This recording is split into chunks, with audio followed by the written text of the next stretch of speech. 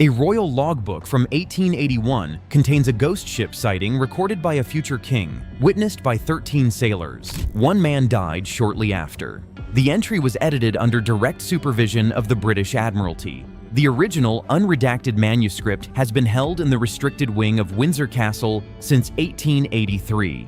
Independent researchers have submitted access requests for 141 years. Every single one has been denied. The Royal Logbook, hidden inside Windsor Castle. Before becoming King George V, the young prince served as a naval cadet under strict British training. He was trained alongside experienced officers, learning navigation, ship structure, and naval procedures in real conditions. Sailors were expected to report only what they could confirm. Inside the restricted archives of Windsor Castle, there exists a sealed collection of naval records linked to a future king's early life at sea. Among them is a handwritten royal logbook kept during a training voyage. Most entries describe routine naval life, weather reports, ship drills, and daily duties recorded in strict military format. But one section breaks the pattern completely. Instead of routine notes, it describes an event that does not fit normal naval explanation. The British Admiralty's Naval Records Office made 14 documented editorial changes to the published version of Prince George's logbook. The changes removed 3 witness names, softened the description of the apparition, and deleted the line referencing the lookout's death occurring within the same watch period. The original version remains locked away, and access has never been granted to independent study. The centuries-old legend of the ghost ship. For generations, sailors spoke of a vessel that should not exist at all, the Flying Dutchman. It was described as a ship that appeared during storms or silent nights, surrounded by unnatural light and heavy fog.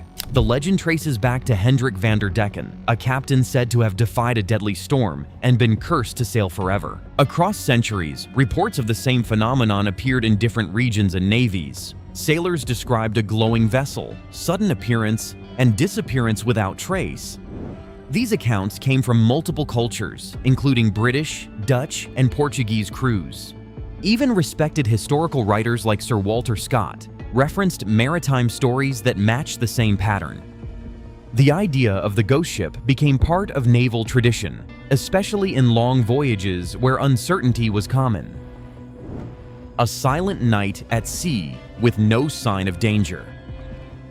On July 11, 1881, the atmosphere aboard HMS Bacchante was completely normal. The sea was calm, with steady waves and no signs of storms or disturbances. Officers maintained standard navigation duties, and crew members performed regular checks. The first sign was a faint red glow near the horizon. It did not behave like normal ship lighting or signal lamps. At first, it was unclear whether it was a distant vessel or atmospheric reflection.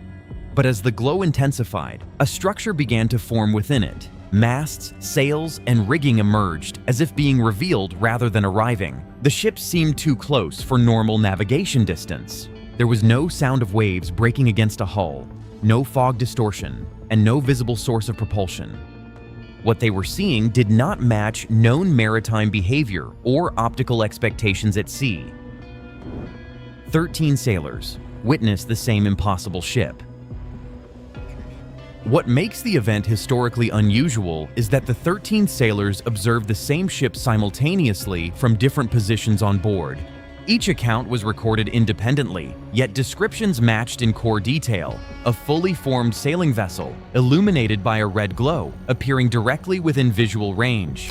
The sighting was confirmed through naval signaling between ships in the squadron, removing the possibility of isolated error or misinterpretation.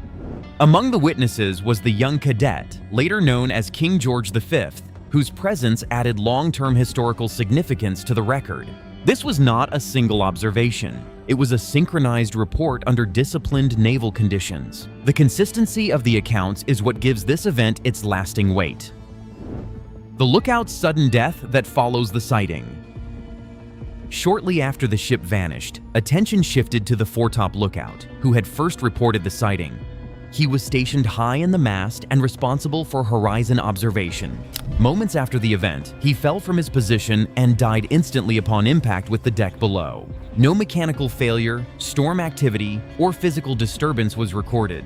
The timing of the fall created a direct sequence between sighting and death. Within naval tradition, sudden, unexplained deaths at sea often carried symbolic meaning among sailors.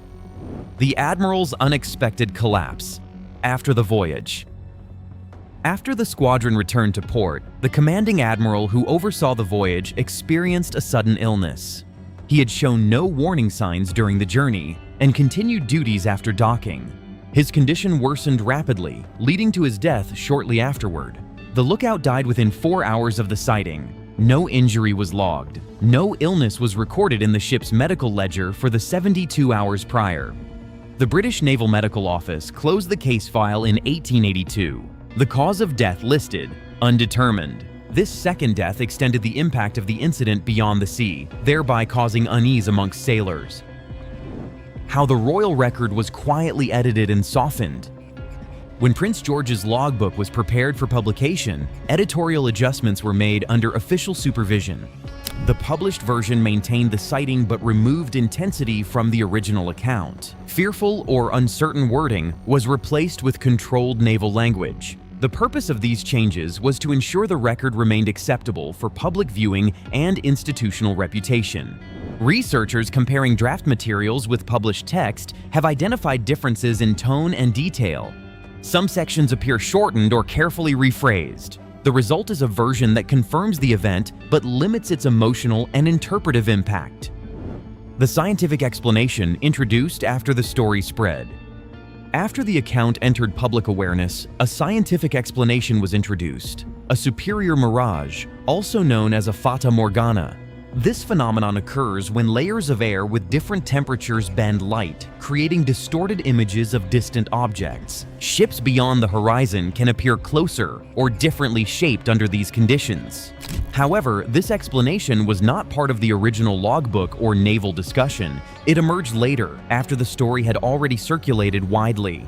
The Royal Meteorological Society issued a Fata Morgana explanation in 1884, 3 years after the sighting.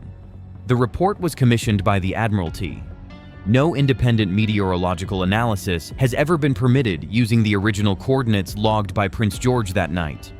The sighting remains officially recorded, the deaths remain documented, and the original manuscript remains restricted. The Windsor Castle Restricted Wing contains 23 additional naval documents from the HMS Bacchante voyage. Access has never been granted. Subscribe. The archive doesn't open itself.